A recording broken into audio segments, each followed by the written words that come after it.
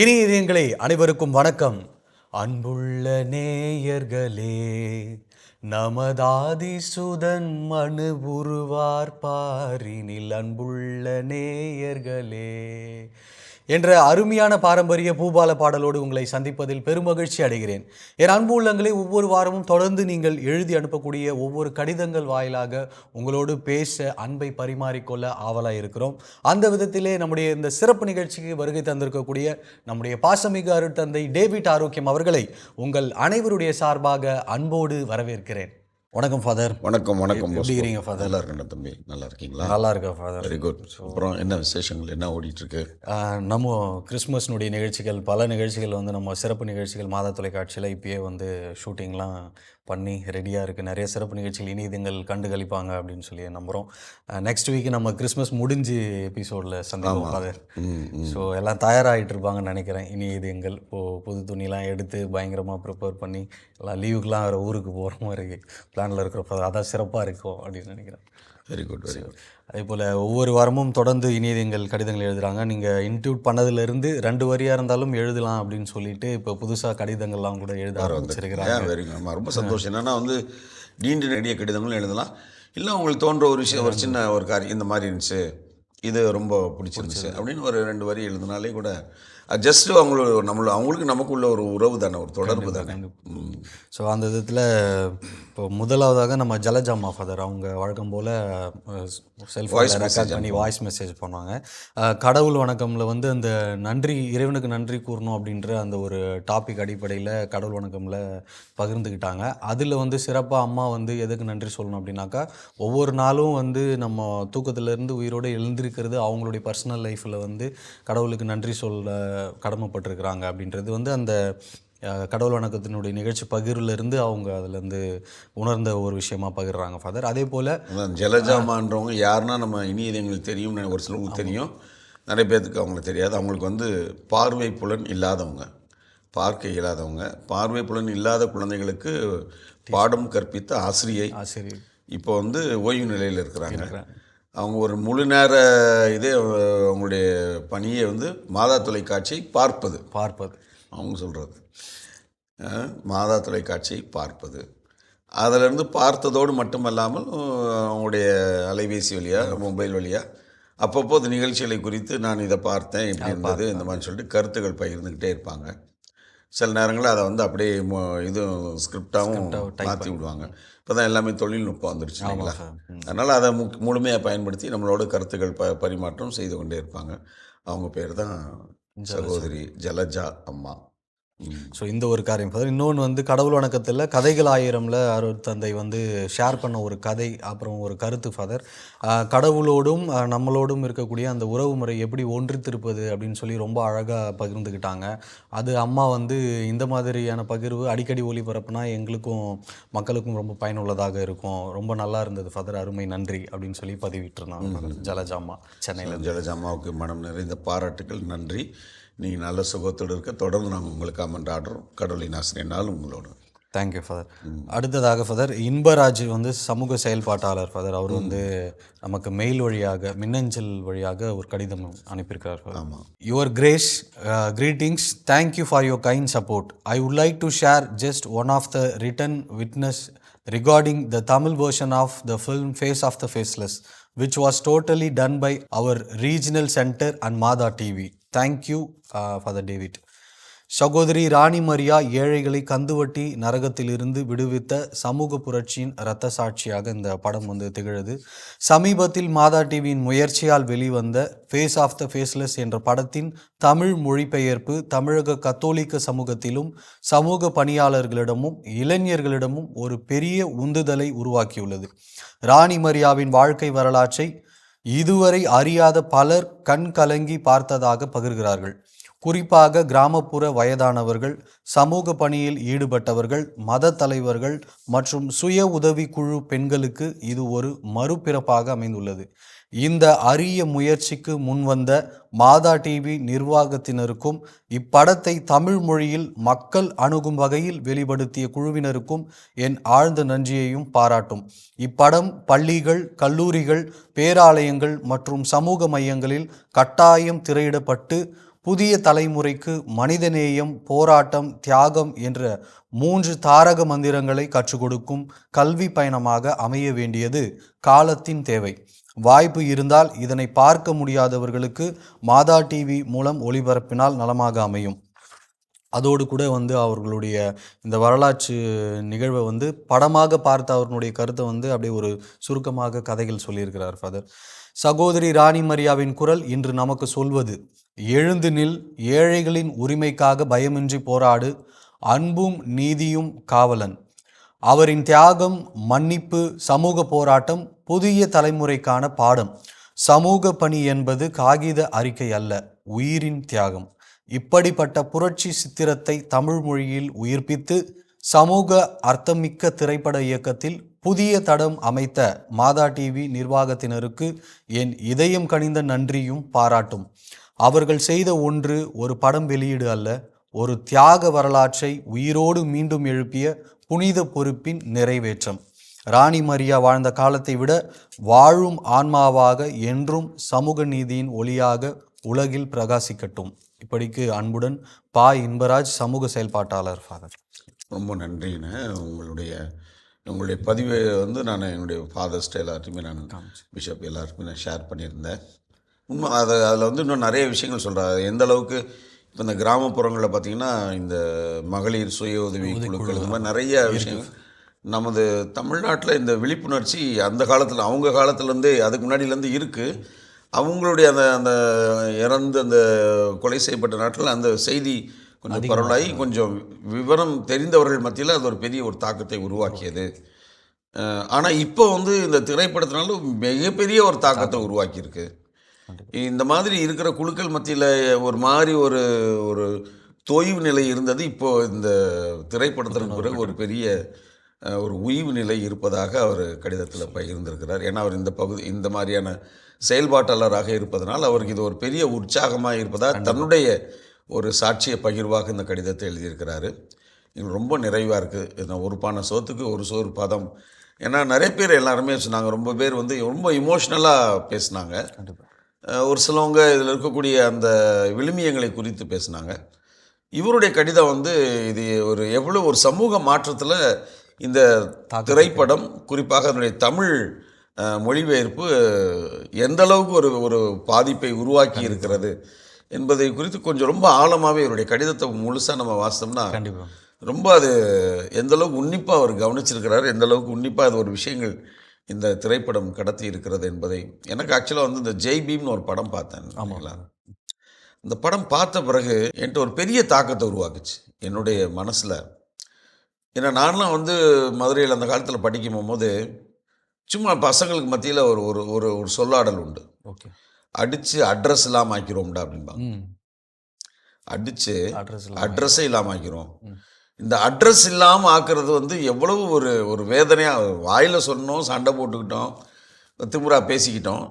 ஆனால் இன்றைக்கும் 2025 ஒரு சமூகம் இவ்வளவு படித்து முன்னேறி இன்றைக்கி ஜாதி ஒழிக்கணும் அப்படி இப்படிலாம் நிறையா பேசுகிறோம். இல்லை இன்றைக்கி அது ஒரு பெரிய ஒரு பக்கம் அது இருக்கக்கூடாதுன்றோம், இன்னொரு பக்கம் அதை இருக்கணும்னு சொல்கிறாங்க. ஆனால் இதை கடந்து ஒரு ஒரு சமூகம் ஒரு குறிப்பிட்ட சொல்கிறது அவங்க அவங்களுக்குன்னு சொல்லிட்டு ஒரு ஒரு ஒரு ரேஷன் கார்டோ இல்லாட்டி ஒரு ஆதார் அட்டையோ எதுவுமே இல்லை. ஏன் அவங்க எந்த அவங்களுடைய இடத்த ஒரு அட்ரஸாக காட்டுவாங்க?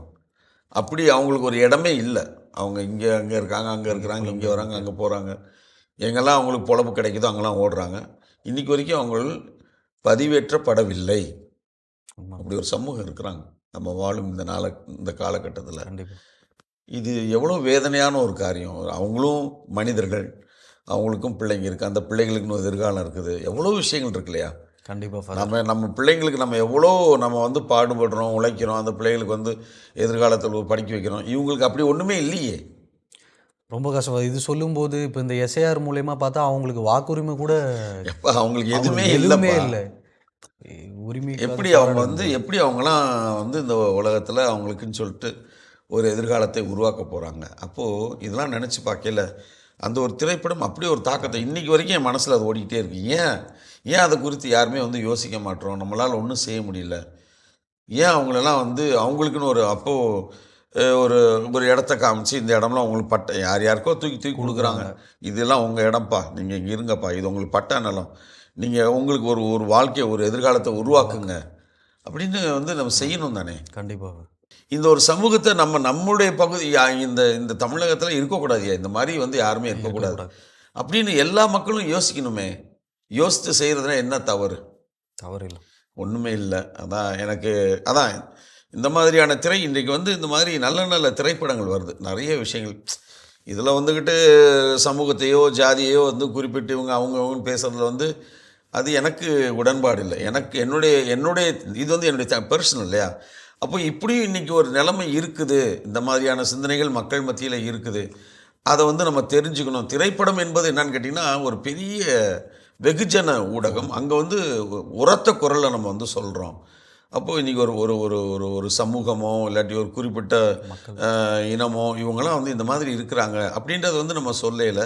உண்மையை நம்ம திரையிட்டு காடையில் அது வந்து ஒரு பாதிப்பை உருவாக்கணும். அந்த சமூகத்தில் அதை ஒரு மாற்றத்தை நம்ம வந்து உருவாக்கணும். என்னால் நான் என் சமூகத்துக்கு என்ன செய்ய முடியும், என்ன ஒரு ஒரு சின்ன சின்ன விஷயங்களை நான் செய்கின்ற பொழுது கண்டிப்பாக ஒரு சமூக மாற்றம் உருவாகும். இப்போ அப்படி தானே இந்த சகோதரி அவங்களுடைய ஒரு தனிப்பட்ட அவங்களுக்கு துணையாக அவங்களுடைய சகோதரிகள் கூட இல்லை, விரோதமாக தான் இருந்தாங்க, ஒத்துழைக்கலை.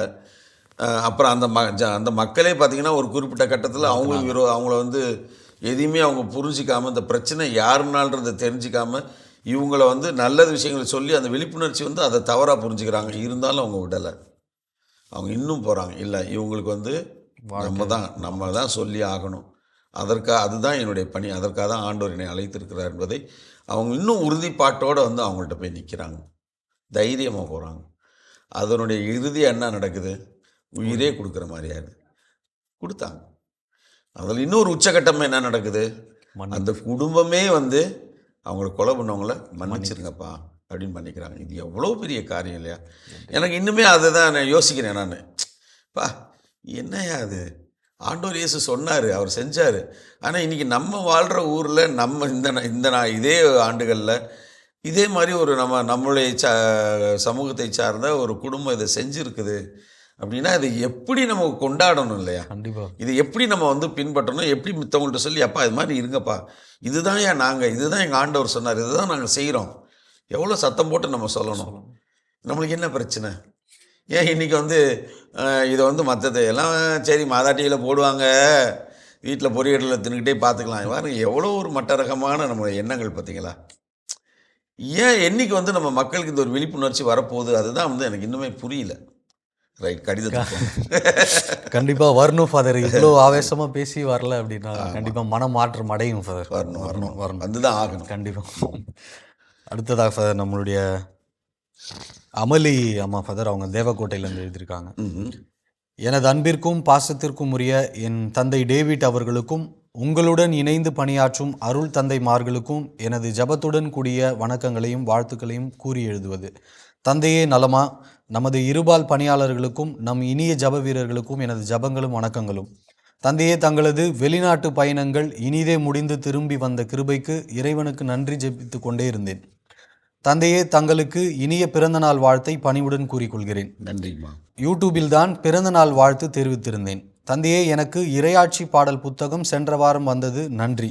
தந்தை அடைக்கலமிடமும் நன்றியை தெரிவித்துக் கொள்கிறேன். தந்தையே, ஒவ்வொரு மாதமும் அம்மாதத்திற்குரிய விழாவிற்கான கருத்தை சிறு தொகுப்பாக வழங்கி வருவது மிக்க மகிழ்ச்சி. என் வாழ்வில் மரியா ஒவ்வொருவரும் சொல்லும்போது என் வாழ்வில் அன்னை செய்த நன்மைகளை நினைத்து நன்றி கூறினேன். தந்தை வியானி அவர்களை பற்றியும் ஜபமாலை பற்றி விவிலிய மாத சிறப்பு இவை எல்லாம் அருமை பயனுள்ளதாக இருந்தது, மிக்க நன்றி. நவம்பர் மாதத்தில் ஒவ்வொரு மறை மாவட்டமும் கொடுத்த நிகழ்ச்சி அருமை. அதில் காயங்கள் மிகவும் உணர்ச்சி பூர்வமாக இருந்தது. அநேகர் அருள் தந்தையர்கள் மிக சுகமாக உள்ளார்கள் என்று பேசுவார். ஆனால் அவர்களின் மறுபக்கம் அவர்களது வாழ்வு மன உளைச்சல் எவ்வாறு உள்ளது என்று என்னை அந்த நிகழ்ச்சி ஒரு சான்றாக புரிய வைத்தது. வந்து பாருங்கள் என்று 20 ஆண்டு குருத்துவ வாழ்வு முடித்த அருள் தந்தையர்களின் நிகழ்ச்சியும் ஒரு எடுத்துக்காட்டு. அவர்களின் தனிமை, அவர்களுக்கு ஏற்படும் நெருக்கடிகள் எல்லாம் உணர முடியும். நாம் அவர்களுக்காக தினமும் ஜெபித்து அவர்களுக்கு பலம் கொடுக்க கடமைப்பட்டுள்ளோம். தந்தையே, டிசம்பர் பிறந்தது. இனி நம் மாதா தொலைக்காட்சி பிறந்த நாள் வரை நமக்கு கொண்டாட்ட காலம்தான். அதற்காக பாடுபடும் உங்கள் அனைவருக்கும் நன்றி. தந்தையே, எங்கள் வரலாற்று நாயகனே, இந்த மாதா டிவி ஆரம்பிக்க நீங்கள் பட்ட பாட்டை நினைக்கிறோம். அதன் பலன் தம் பாச திருத்தந்தை பிரான்சிஸ் அவர்களின் கடைசி ஆசீர், அவரது இறுதி பயணம், புதிய தந்தையின் முதல் ஆசீர் எல்லாம் மிக அருகிலிருந்து பார்த்தது போல் அனுபவித்தேன். நன்றி. டிவைன் ஜூனியர் மிக அருமை. நமது பிள்ளைகளின் திறமை உலகிற்கு எடுத்து காட்டினீர்கள். போஸ்கோவின் ஜீசஸ் பஞ்ச் அருமை. சென்ற வாரம் பேறு பெற்ற குழந்தைகளின் பஞ்ச் மிக அருமை, உணர்ச்சி பூர்வமாக இருந்தது. போஸ்கோ பணிவாழ்வும் இல்வாழ்வும் சிறக்க வாழ்த்துக்கள். நன்றி. நம் ஆயர் குழந்தைகளுடன் குழந்தையாக, பிஷப் தாத்தா, எனக்கு ஒரு டவுட். நேர்த்தி இன்னும் எழுத இடமில்லை. மறுமடலில் தந்தையே, உடல் நலத்தை கவனித்துக் கொள்ளுங்கள். அமளி, தேவக்கோட்டையிலிருந்து. ரொம்ப ரொம்ப ரொம்ப நன்றிங்கம்மா. எல்லாத்தையும் இன்ச்சு பை இன்ச்சு நீங்கள் வந்து கவனிக்கிறீங்க. அதான் இடமே உடலை. இது உங்கள் கடிதம் வந்து அதுக்கு ஒரு சாட்சி. இதுதான் எங்களுக்கு பாருங்களேன், நம்ம செய்கிற ஒவ்வொரு காரியத்தையும் மக்கள் வந்து உள்வாங்கிறாங்க, அதை அனுபவிக்கிறாங்க, ரசிக்கிறாங்க. அதுலேருந்து நிறைய விஷயங்களை வந்து அவங்களுக்கு எடுத்துக்கிறாங்க, வாழ்க்கைக்கு பயனுள்ளதாக மாற்றிக்கொள்கிறார்கள். அப்படி நம்ம வந்து உங்கள் கடிதங்கள் சாட்சி சொல்லுகின்ற பொழுது இன்னும் கொஞ்சம் செய்யணுமோ, இன்னும் செய்யணும்னு சொல்லிட்டு அது பாருங்க. நீங்கள் ரொம்ப அழகாக, அதாவது இது கிறிஸ்மஸ், இந்த திருவருகை காலத்துலேருந்து மாதா தொலைக்காட்சி பிறந்த நாள் வரைக்கும் அது கொண்டாட்ட காலம்ன்றீங்க. அது எவ்வளோ பெரிய ஒரு சாட்சியம் இல்லைங்களா? ஏன்னா அதுக்கு அடுத்த உடனே அப்புறம் நம்மளுக்கு வந்து தவஸ் காலம் வந்து எப்படி யோசிக்கிறாங்க பாருங்களேன். அப்போது அது எங்களுக்கு ரொம்ப ஆச்சரியமாக இருக்குது, சந்தோஷமாக இருக்குது. இவ்வளோ தூரத்துக்கு வந்து இவங்க சீசன் ஃபுல்லாக அப்படியே ஃபுல் க்ளூடு. மாதா தொலைக்காட்சியும் நம் இனிய இதயங்களும் அவங்க பிரிக்க முடியாதது எதுவோ மாதா தொலைக்காட்சியும் அது நிகழ்ச்சி இனிய இதயங்களும் அப்படின்ற மாதிரி ஆகிப்போச்சு. பிரிக்க முடியாதது. அதனால் அவங்க ரொம்ப சந்தோஷமாக இருக்கிறேன். எனக்கு நிறைவு. எல்லாரையும் பாராட்டிருக்கீங்க. போஸ்கோ பாராட்டியிருக்கிறீங்க, ரொம்ப சிறப்பாக செய்கிறாரு. அந்த நம்ம ஜீசஸ் பஞ்சு, அந்த குழந்தைங்களுக்கு வந்து வித்தியாசமாக க்ரியேட்டிவாக, அதுவே வந்து அந்த வசனத்தை ஒரு சின்ன ஒரு ஒரு ஒரு ஆக்டாக வந்து பண்ண வைக்கிறாரு. இப்போ நம்முடைய இந்த பார்வையற்ற கேட்கும் திறன் அற்றவர்களை வந்து நம்ம பயன்படுத்தும். அதான் பேர் பெற்ற குழந்தைகள் சொல்கிறாங்க. பார்வையற்றவர் வந்து அந்த இறைவசனத்தை சொல்கிறாரு. பேச முடியாதவங்க வந்து அவர்களுடைய ஆக்ஷனில் அதை வெளிப்படுத்துறாரு. அது குறித்து பாருங்கள், அது எவ்வளோ பெரிய சிறப்பான ஒரு காரியம் இல்லைங்களா? அதனால் தம்பிக்கும் பாராட்டுகள், குழுவுக்கு பாராட்டுகள், உங்களுக்கும் பாராட்டுகள். அதனால் தொடர்ந்து வேண்டிக்கோங்க. மாதா தொலைக்காட்சியுடைய நிகழ்ச்சிகளுக்காக கடிதங்கள் எழுதுங்க, உங்கள் பங்களிப்பு செய்யுங்க. உங்களுக்கு எங்களது ஜெபங்களும் கடவுளின் ஆசீரும். God bless you. Thank you father. அடுத்ததாக ஃபாதர், நம்ம அமலா இருதயராஜ் ஃபார் பெங்களூர்லேருந்து. ஜீசஸ், மேரி அண்ட் ஜோசப், இறை இயேசுவில் பிரியமுள்ள அன்பு தந்தை டேவிட் ஆரோக்கியம் அவர்களுக்கும் மற்றும் தந்தையர்களுக்கும் என் தாழ்பணிந்து ஸ்தோத்திரமும் வாழ்த்துக்களையும் கூறிக்கொண்டு கடிதம் தொடரும் அமலா இருதயராஜ். தந்தையே, நீங்கள் நலமாக உள்ளீர்களா? உங்களின் உடல் நலம் சேவைக்காகவும் உங்களின் எல்லா கருத்துக்கள் நிறைவேறவும் நான் தினமும் ஜெபித்து வருகிறேன் தந்தையே. இந்த நவம்பர் மாதத்தில் நம் மரித்த நல் ஆத்துமாக்களுக்காக ஜெபிக்கும் மாதமாக நம் மாதா தொலைக்காட்சியில் பகிரப்பட்டு தினமும் ஒரு தந்தையர்களின் கருத்துக்களும் சிறப்பான ஆசிராகவும் இருந்தது தந்தையே. நம் தந்தை டான்போஸ்கோவின் ஆன்ம இலைப்பாட்சிக்காக ஜெபித்தேன் தந்தையே. அவர்களை உண்மையாக அன்பு செய்வதின் அடையாளமாக அவர்களுக்காக ஜெபிப்பதே சிறந்த வழி தந்தையே. நவம்பர் மாதம் அன்று எல்லா மாதங்களிலும் நாம் உத்தரிக்கிற ஆத்துமாக்களுக்காகவும் நம்பிக்கையாளர்களின் ஆன்மாக்களுக்காகவும் பேரழிவினால் இறந்தவர்களுக்காகவும் முதல் வெள்ளி அன்று பங்கு தந்தையிடம் சென்று பணம் செலுத்தி திருப்பலியில் ஒப்பு கொடுத்து ஜெபித்து வருகிறேன். ஒவ்வொரு முதல் வெள்ளியும் அவங்க வந்து இந்த யாரும் நினையாத ஆன்மாக்களுக்காகவும் முத்தரிக்க ஆன்மாக்களுக்காகவும் பேரிடரில் இருந்தவர்களுக்காகவும் பணம் செலுத்தி ஜெபிக்கிறாங்க ஃபாதர். தந்தையே, இதை என் கடமையாக கருதுகிறேன். தந்தையே, சாவும் வாழ்வும் என்ற பகுதியில் நம் ஆயர் பீட்டர் அபீர் அவர்கள் மரித்தவர்களின் நிலைமை பற்றியும் சாவும் வாழ்வும் என்று நிலைமை எப்படி புரிந்து கொள்வது, சாவுக்கு பின் வாழ்வு உண்டு என்ற உண்மையை பற்றியும் சொன்னார். பிறகு ஒரு சாவு உலக கடைசி பயணம் என்றும் சாவு என்பது கிறிஸ்துவோடு உயிர்த்தெழுதல் என்பதையும் சொன்னார். கல்லறையில் இருப்பவர்கள் உயிர் தெழுவார்கள் என்றும் இறந்தவர்களை நினைத்து அழுவதை விட்டு அவர்கள் நமக்காக இறைவனிடம் பரிந்து பேசுபவர்களாகவும் நமக்காகவும் மன்றாடுவார்கள் என்பதையும் நினைவில் கொண்டு அவர்களிடம் நாம் பக்தியோடு ஜெபிக்க வேண்டும் என்று வெகு சிறப்பாக ஆசீர் வழங்கினார். உயிர்த்தெழுதலும் வாழ்வும் நானே, என்னிடம் நம்பிக்கை கொள்பவர் இறப்பிலும் வாழ்வார் என்ற யோவான் நற்செய்தியை குறித்து தெளிவாக மரித்தவர்களை குறித்து நம் தமிழ் ஜோவுடன் சேர்ந்து அருமையான மறைவுரையை வழங்கியது தெளிவானதாகவும் புரிந்து கொள்ளும்படியாகவும் இருந்தது. தந்தையை உத்தரிக்கும் ஆன்மாக்களை பற்றி பாராளுமன்ற உறுப்பினர் அவர் மனைவியின் இறப்பை பற்றியும் அவர் அனுபவங்களை பற்றியும் பகிர்ந்து கொண்ட பகுதி அருமை. நவம்பர் 1ஆம் தேதி எல்லா புனிதர்கள் நாளாகவும் தொடங்கி நவம்பர் 2ஆம் தேதி எல்லா மரித்த ஆன்மாக்களுக்காகவும் ஜெபிக்க கடமைப்பட்டு இருக்கிறோம் என்ற பகுதியை ஆகாஷ் எடுத்து வழங்கினார். இறுதி பாஸ்கா பயணம் என்று விசுவாச பிரமாணத்தில் 3 காரியங்களை குறித்து விசுவசிக்கிறோம் என்று சொன்னார். நிறைவாழ்வுக்கான பயணம், உத்தரிக்கும் ஸ்தலம், கடவுளின் கிருபை, பாவத்துக்கு பரிகாரம் போன்ற நிகழ்ச்சிகள் எடுத்து தெளிவாக பேசினார்கள். ஃபாதர் டொனால்டோ, அருமை தந்தையே, நவம்பர் 7ஆம் தேதி லாத்தரன் பேராலயம் பற்றி நேர்ந்தளிப்பு விழா. தந்தையர்கள் டேவிட் ஆரோக்கியம், பவுலா ஜெனித்சேகர் தந்தைகள் ஆலயத்தின் சிறப்பை பற்றி திருவசனம் கொண்டு தெளிவாக மறையுரையில் வழங்க கேட்டோம். இறைவாக்கினர்களின் காட்சியை பற்றியும் எல்லா வார்த்தை பாட்டுகளையும் குறித்தும் பல வண்ணங்களில் உரையாடியது ஆசிராக இருந்தது. நம் தந்தையர்களை காண ஆனந்தம் ஆசிராக இருந்தது. தந்தையே, ரெய்மண்ட் ஜோசப் பகிர்வுகள் சிறப்பு. நன்றி தந்தையே. நவம்பர் பட்டிமன்றம் தலைவர் லியோனி மரித்தவர்களை பற்றி அவர் தந்தையை பற்றி பேசினார். அருமை. கிரேஸ் கருணாஸ் பாடகி மரித்தவர்களை பற்றி பேசினார்கள். இருக்கும்போதே பெற்றோர்களை நல்லபடி கவனித்து கொள்ள வேண்டும் என்று பேசினார்கள். வாழ்வில் ஒளி நிகழ்ச்சியில் பல பேர்கள், குருக்கள், கன்னியர்கள், பொதுநிலையினர்கள் அவர்களின் பகிர்வுகளை அவர்களை குறித்து பகிர்ந்து கொண்டது அருமை தந்தையே. இரக்கத்தின் ஜெபமாலை மாற்றம் அருமையாக உள்ளது. ஜெபிக்க ஆசீர்வாதமாக இருக்கிறது. நன்றி தந்தையே. எல்லா ஆத்துமாக்களையும் மீண்டும் நினைத்து ஜெபிக்க முடிக்க வரம் கேட்டு முடிக்கும் அமலா இருதயராஜ். நன்றிகள் பல பல பல. நிர்மல் போஸ்கோவும் வாழ்த்துக்கள். பிழை இருப்பின் மன்னிக்கவும் தந்தையே. இப்படிக்கு அமலா இருதயராஜ், பெங்களூர்லேருந்து. ஃபாதர், ரொம்ப ரொம்ப எந்த ஒரு பிள்ளையும் இல்லைங்கம்மா, ரொம்ப சிறப்பாக இருக்குது. உங்கள் கடிதங்களில் வந்து பார்த்திங்கன்னா இதே தான், நீங்கள் எல்லாவற்றையும் பதிவு செய்வதோடு உங்களுடைய நீங்கள் எதை புரிந்து கொண்டீர்கள் அப்படின்னு சொல்லி நீங்கள் சொல்கிறது தான் இந்த கடிதங்களில் நான் பார்க்கின்ற ரொம்ப சிறப்பான ஒரு காரியம்.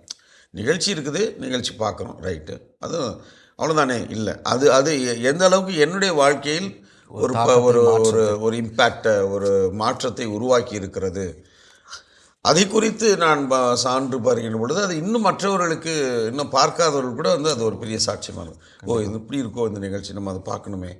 அதுதான் உங்களை மாதிரியா எழுதக்கூடிய எங்களுடைய கடிதங்கள் ரொம்ப சிறப்பான கடிதங்களாக இருக்குது. அதனால் ரொம்ப சந்தோஷமாக இருக்குது. நீங்கள் எழுதிய அத்தனையும் மிக சிறப்பான பகிர்வு. உங்களது அன்புக்கு, உங்களது ஆதரவுக்கு, உங்களது இந்த மாதிரியான நல்ல எண்ணத்திற்கு உங்களை நான் பாராட்டுவதோடு உங்களுக்கு நன்றி கூறுகிறேன். உங்களுக்காக நாங்கள் அனைவரும் ஜெபிக்கிறோம். கடவுளின் ஆசிரியனாலும் உங்களோடு. Thank you father. ரொம்ப நிறைவாக இருந்தது கடிதங்களும் உங்களுடைய அன்பான வார்த்தைகளும், ப்ளஸ் உங்களுடைய அந்த தாக்கத்தை ரொம்ப ஆவேசமாக வெளிப்படுத்தினீங்க. அதோடு இணைந்து இந்த படத்தினுடைய தாக்கத்தை பற்றியும் சொன்னீங்க. இப்போது ஒரு விஷயம் நீங்கள் உங்கள் வழியாக சொல்லணும் ஃபாதர். இப்போ இந்த அம்மா ராணிமரி அம்மா எந்த அளவுக்கு இந்த மகளிருக்குன்னு ஒரு சில உரிமைகள் இருக்குது, அந்தந்த கிராமப்புறங்களில் உங்களுக்கான பேசிக் அத்தியாவசிய தேவைகளை பூர்த்தி செய்யக்குள்ள கவர்மெண்ட்டிலேருந்து எத்தனை மாதிரி ஸ்கீம்ஸ் எல்லாமே இருக்குது. ஸோ அதெல்லாம் இனிய இதயங்கள் அந்தந்த கிராமத்தில் இருக்கக்கூடிய அன்பர்களுக்கு உதவியாக இருந்து பெற்றும் தரும்படியாக நீங்கள் இளைஞர்கள் கேட்டு. ஆமாம், இனிய இதயங்களே. இப்போ பார்த்திங்கன்னா மாதா தொலைக்காட்சி பார்க்குறோம். இன்னும் ஒரு தேட்டரில் தஞ்சாவூரில் ராணிமரியா அவங்களுடைய வாழ்க்கை, முகமற்றவர்களின் முகம், ஃபேஸ் ஆஃப் த ஃபேஸ்லெஸ் இன்னும் ஓடிக்கொண்டிருக்கிறது. 4வது வாரமாக பாருங்களேன். இது பெரிய பெரிய கமர்ஷியல் நட்சத்திரங்கள் நடித்த ஒரு படம் அல்ல, பயங்கரமான ஹீரோயிசம் காட்டக்கூடிய படமும் அல்ல, அப்படியே ஒரே ஆள் ஒரு 100 பேர்த்த ஒற்றை அடியில் தூக்குற படமும் இல்லை. இன்ஃபேக்ட் ஒரு அம்மா 40 தடவை கத்தியில் குத்திருக்கிறாங்க. அப்படி ஒரு திரைப்படம். ஆனால் பார்க்குறவங்க அத்தனை பேரும் கண்களில் இந்த திரைப்படம் பார்த்து அழுகாதவர்கள் அந்த திரையரங்கில் யாருமே இல்லைன்னு தான் எல்லோரும் இது வரைக்கும் சொல்கிறாங்க. அழுகுவது ரைட்டு, அது ஒரு பெரிய வெற்றியா அப்படின்னு கேட்டால் அதை நான் வெற்றியாக பார்க்கவில்லை. எவ்வாறு வந்து அந்த சகோதரியோட வாழ்க்கையோடு நீங்கள் வந்து ஒன்றிச்சு போயிருக்கிறீங்க. நம்ம ஒருத்தவங்கள்ட்ட வந்து நம்மளை அறியாமல் ஒன்றிக்கின்ற பொழுதுதான் அவர்களுடைய உணர்வுகளோடு நான் வந்து ஐக்கியமாயிடுறேன். அவங்க கஷ்டப்படும் போது என்னை அறியாமலே கண்ணில் தண்ணி வருது இல்லையா? அது வரலைன்னா எனக்கு ஒன்றும் அப்படிலாம் வராதே. சரி, ஆனால் ஒரு இம்பேக்டை கிரியேட் பண்ணியிருந்துச்சிங்களா? இப்பா என்ன லைஃப்டா, அதுதான் அந்த ஒரு இந்த மாதிரியான விஷயங்கள் நம்ம பார்த்து அப்படியே ரைட் நல்லா இருந்துச்சு அப்படின்னு நம்ம போயிடக்கூடாது. அடுத்து என்ன?